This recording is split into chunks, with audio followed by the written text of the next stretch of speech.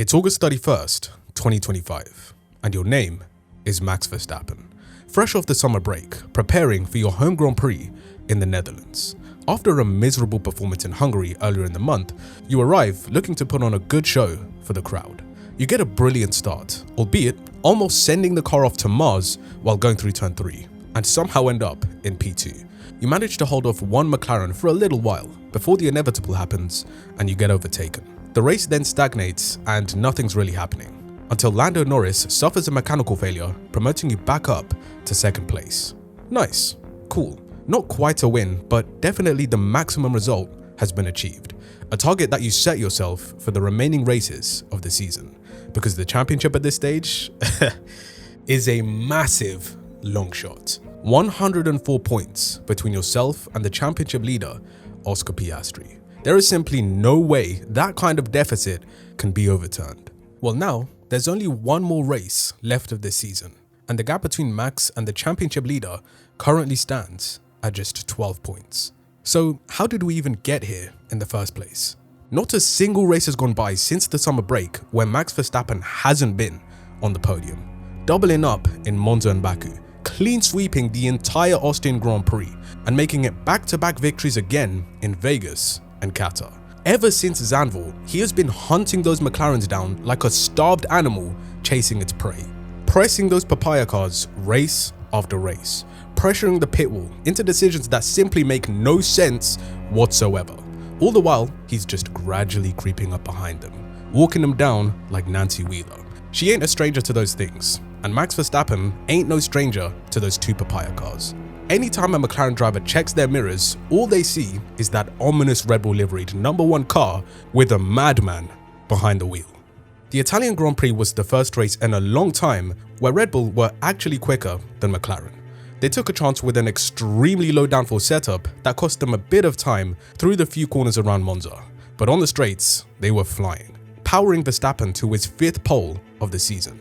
At the start, he lost a position to Norris, but regained the lead quickly after, a move that was crucial for his race given the importance of clean air. From there, he never looked back and secured his 3rd victory of the season. However, considering the nature of the track, most people expected McLaren would struggle. They typically don't go very well on low downforce tracks, where straight line speed is the most important factor. So going into Baku, they were expected to return to their usual form again. However, a disaster in qualifying saw their drivers start down in P7 and P9, while Max, well, of course he took pole. As a multi-world champion, he knows the value of capitalizing when your rivals are in the mud. As a wise man once said, never interrupt your enemy while he's making a mistake. And McLaren made a whole heap of mistakes that weekend. Nonetheless, Verstappen's pace was mighty, dominating the race from lights to flag and bagging another Grand Chelem in the process. I mean, what more could you ask of him? Max is the type of guy who not only wants to beat his competition, but destroy them. When he smells vulnerability, he turns ruthless. He pushes harder, brakes later, and stretches the gap until it's not a contest anymore. For him, it's always about making a statement. It's about reminding everybody of exactly who they're dealing with. No charity, no mercy, no letting others stay in the fight. When Max senses weakness, he doesn't leave any scraps behind. That weekend was a crucial one for his title hopes. Red Bull were beginning to understand their car much better than earlier in the season, and with Mekies now as team principal, they found new ways of unlocking more potential out of the RB21, taking a chance with a trimmed rear wing in Monza and doing the same in Baku. Overall, they had the fastest package, but at the very least, both McLarens should have been on the podium, which is why Baku was such a huge turning point, a proper punch in the gut, the kind of punch that turns the fight around in favor of the guy on the back foot. McLaren fumbled, stumbled, crumbled, whatever you want to call it, and Max wasted no time in taking full advantage. Singapore was all about qualifying, and unfortunately for Max, George Russell pulled off the lap of his life to secure pole position, and eventually he would go on to win the race ahead of the 3 title contenders. He has been one of the main disruptors in this season's championship fight. Finishing ahead of Verstappen in Canada and Singapore actually helped McLaren, who struggled on both weekends. Max still closed down the gap with a P2 finish, but was still a long way from leading the Drivers' Championship. 63 points away from Piastri and 41 off Norris. It would take another incident for him to gain enough points to be considered back in the hunt. With the McLaren double DNF in the Austin sprint, Max clawed back another crucial 8 points against his rivals. And then, to add more salt to the wound, took another chunk out of Piastri's lead in the championship, with a win in the main race. From 63 points down to just 40 against the Australian. Between himself and Norris, the gap went from 41 points to only 26. At this rate, it was looking as though he would be leading the championship by Vegas. So, Mexico arrives. Normally a happy hunting ground for Red Bull. But it's not his finest day at the office. He was very fortunate not to get a penalty for his collision with Hamilton or leaving the track and gaining an advantage thereafter, as was Charles Leclerc. Both drivers controversially finished on the podium that day, but with Norris winning the Grand Prix, it was looking like things were starting to swing back McLaren's way. Red Bull needed a big weekend in Brazil in order to make up for lost ground.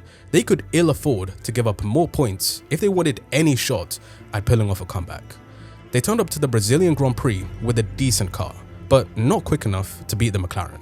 On Friday, for the only practice session of the weekend, they weren't too happy with the setup of their car, which translated into a mere P6 in sprint quali.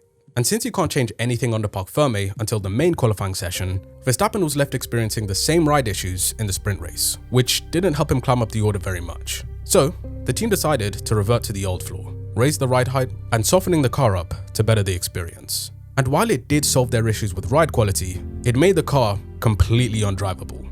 Max was sliding around a lot more, and as a result, he had to underdrive the car, meaning he was eliminated from Q1. They say with high risk comes high reward, but in this case, the risk didn't pay off. It backfired massively. Nonetheless, that didn't change the team's mindset. If anything, they felt even more comfortable taking a risk in completely changing the setup of the car, since they had nothing to lose.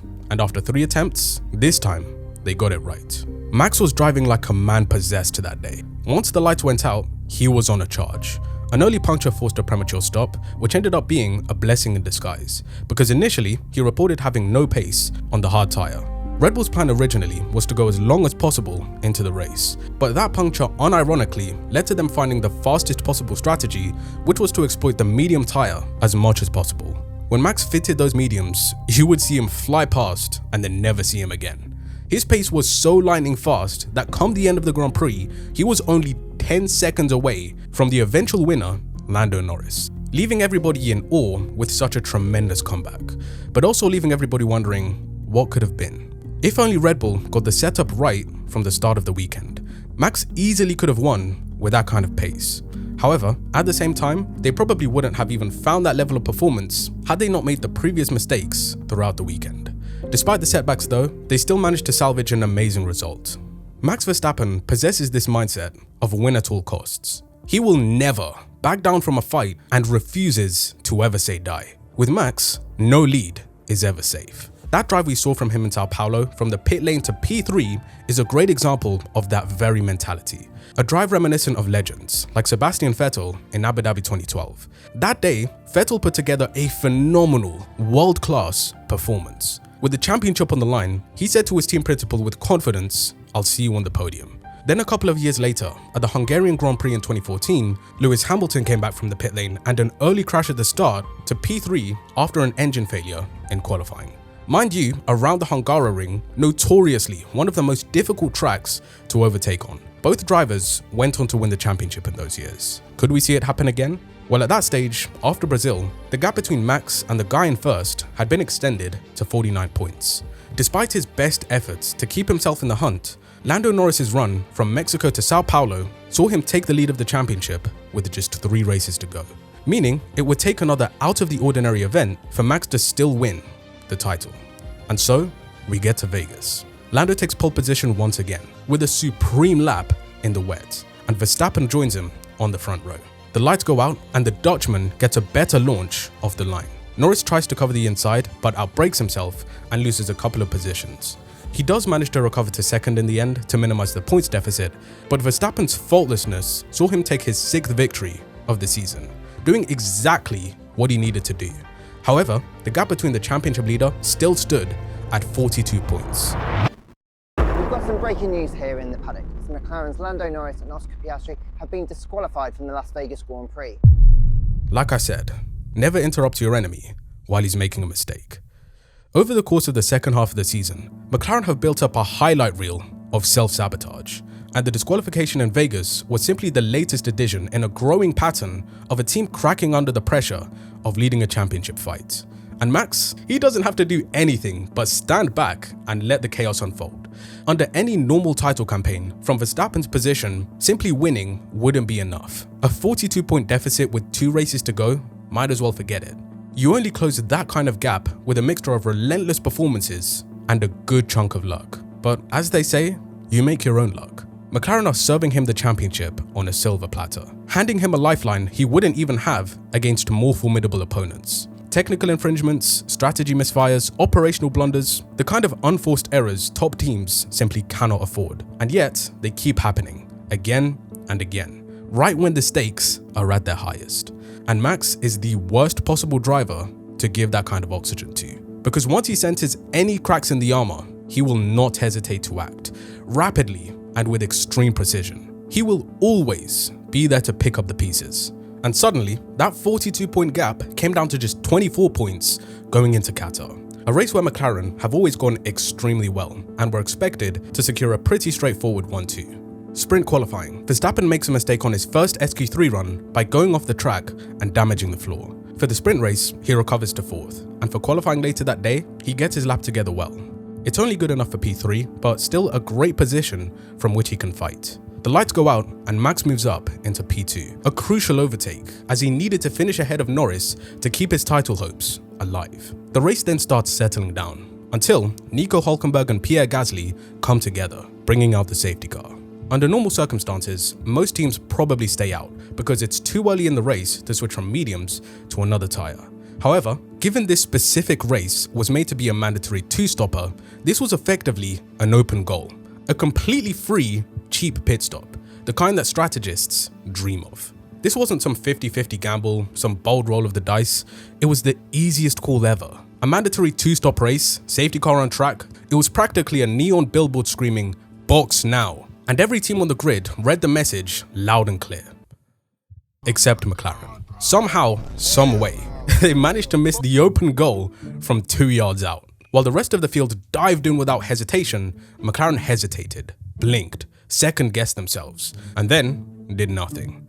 To me, this was very similar to Hungary 2021, where Mercedes decided not to box Lewis when the track was bone dry. That same jaw-dropping moment of, how on earth did they get that so wrong? It seems like the McLaren strategy team have been cosplaying Ferrari all season long, and in doing so, they lost track position. What should have been a nailed-on podium, maybe even a 1-2, evaporated instantly. They handed Max Verstappen another gift. Another silver platter moment, where all he had to do was say, "Thank you very much," and drive off into the sunset, allowing him right back into striking range with just a 12-point deficit to the championship leader Norris and claiming P2 in the championship for the first time since Japan. This feels like 2007 all over again. McLaren internally falling apart, which leads to an outside contender taking the title away from both of their drivers. A feat that seems entirely feasible for Verstappen. Slowly by slowly, he's been chipping away at that gap. Weekend by weekend, he's been steadily racking up the points. If he wins Abu Dhabi, Norris will need to finish 3rd at worst in order to win the title, which in theory, it should be doable. But given how everything has ebbed and flowed this year, that's way easier said than done. There's still every opportunity for Max to snatch it from under their noses, especially when you throw him a bone like that. He can now smell blood in the water, and best believe he is not going to let up. That's one of Verstappen's strongest qualities as a driver, his mentality.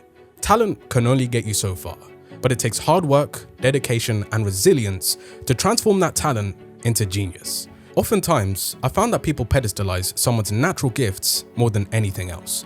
But truthfully speaking, what separates those who achieve the heights that none of their competitors can is a certain mindset, a way of thinking and approaching challenges that simply makes them formidable, ruthlessly consistent. It enables them to just show up and deliver. Max Verstappen hasn't led the Drivers' Championship at any stage this season, a similar position a certain Red Bull driver found himself in 15 years ago. The 2010 Formula 1 season was one of the most hotly contested championships in Formula 1 history. Throughout the season, we had 5 different drivers gunning for the title. And going into the final race, there were 4 drivers who mathematically had a shot at winning: Mark Webber, Lewis Hamilton, Fernando Alonso, and Sebastian Vettel. After taking victory in Korea, Things were looking good for Alonso to secure his third world title. His closest challenger was Mark Webber, who crashed in that very race to lose his championship lead. But at the very least, he was still only 11 points behind the Spaniard. Unlike his teammate Sebastian Vettel, who retired with a power unit failure from the lead of the race with just 10 laps to go, meaning he would drop to 4th in the drivers' standings and 25 points away from the championship leader with 2 races to go. A similar situation to Max this season, who was 24 points back with 2 races left. As we know now, Vettel went on to win both of the final 2 races and beat Alonso to the championship from what seemed like an impossible set of circumstances. And the Dutchman finds himself in a similar boat. He's won Vegas, he won in Qatar, he can still win in Abu Dhabi. But once again, it all depends on McLaren. Another bag fumble and Verstappen is champion. So, picture this. It's December 7th, 2025, and your name is Max Verstappen. Months removed from that summer afternoon where a 104-point deficit made the championship feel like a fantasy, you find yourself here, on the grid for yet another title decider. This is the day that could rewrite the story you thought was already finished. The day where the impossible comeback becomes real. The day that might change the course of Formula 1 history forever. I hope you all enjoyed, and as always, I'll see you in the next one.